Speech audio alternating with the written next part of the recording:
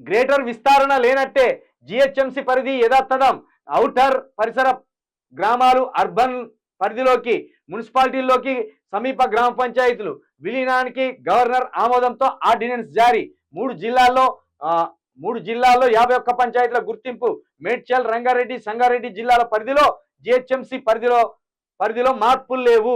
మంత్రి పొన్నం 3 జిల్లాల్లో 51 గ్రామ పంచాయతీలో గుర్తింపు చేసినలాట. విలీనానికి గవర్నర్ ఆమోదం కూడా ఉన్నదట. కానీ ఇది జరుగుతలేవట. జిహెచ్ఎంసి పరిధిలో మార్పులు లేవట. ఏ మార్పులు?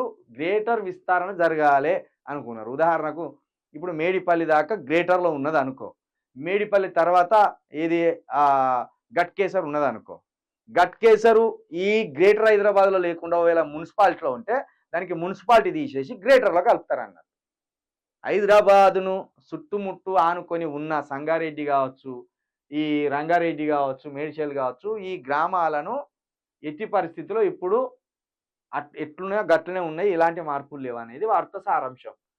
ఇక ఇది ఏ వార్త లేక రాసుకొచ్చిన వార్త లెక్క ఉన్నది ఇది. అంతే.